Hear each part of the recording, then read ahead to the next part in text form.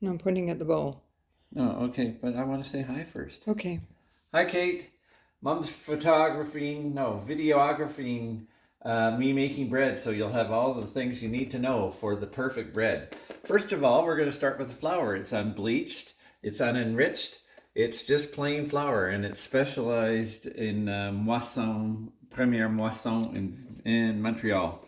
And we're going to put 3 cups of flour all together. I make a mixture, but you can use all white flour.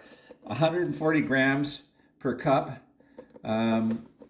So I'm going to put 280 grams in. Or 3 cups. For 2 cups. And then I'm going to turn over here, and this is whole wheat flour, and this gives a more substantial body to the loaf that you're making. Well, in case she doesn't have have scales, just tell her it's 2 cups.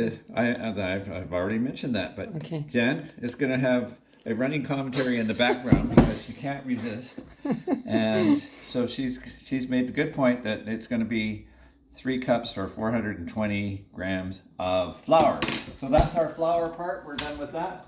And now we turn to the key other 2 ingredients in the bread. This is salt. And I'm going to put in about a teaspoon of salt and just throw it in there like that. And then finally, the magic ingredient that you've been waiting for, which is yeast. And I keep mine in this jar in the freezer, and it lasts for about a year making bread because you only put in a quarter of a teaspoon of yeast.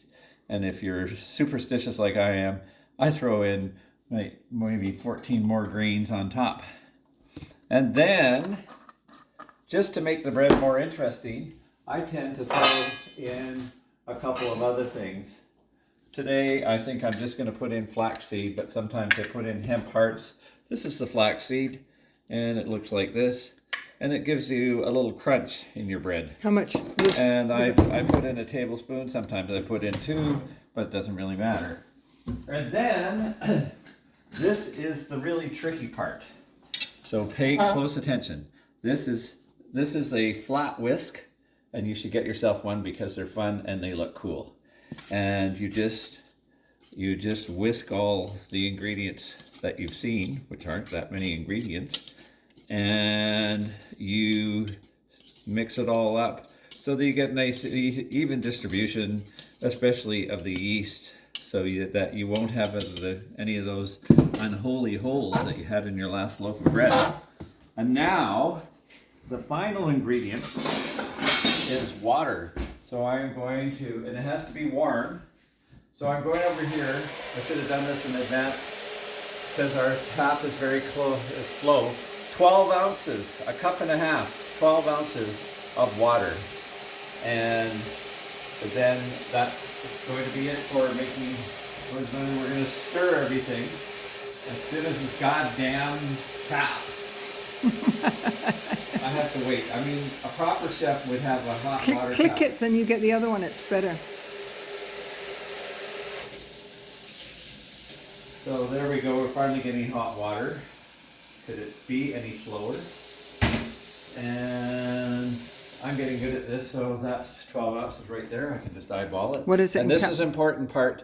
It's all in the wrist. How you Okay, put you it said in. 12 ounces, but 12 what is that ounces of in hot cup? water. Is it a A 1 cup cup? and a half. I mentioned that already. Okay. And so then, and this is a really important part too, you have to get yourself something good for mixing what is called straggly dough. And I use a standard fork because I find that works good for me, but you might find something else works better for you. But this is, now Mom's going to stop. She's going to pause the filming. So pause it. Time. Okay.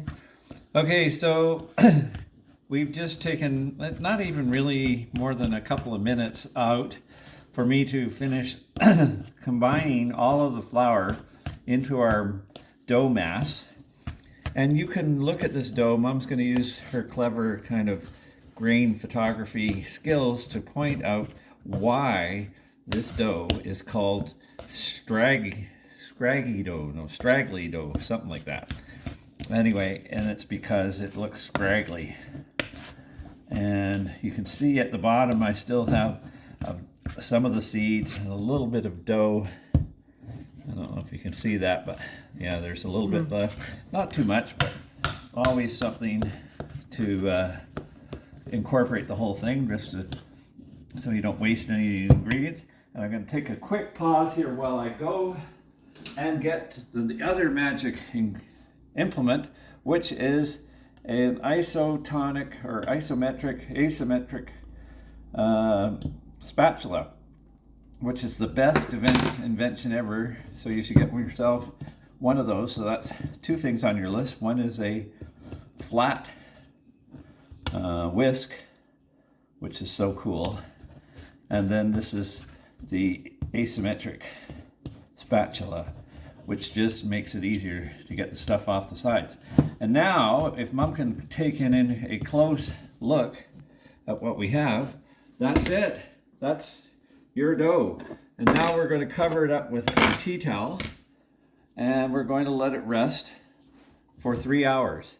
And as I told you on the phone, if you had to do it for 12 hours, because you made it at night and you wanted warm bread smells in the morning, that would be fine too. I don't know if you could do it for more than 3 days, because there tends to be a crust on top, but certainly it's very forgiving.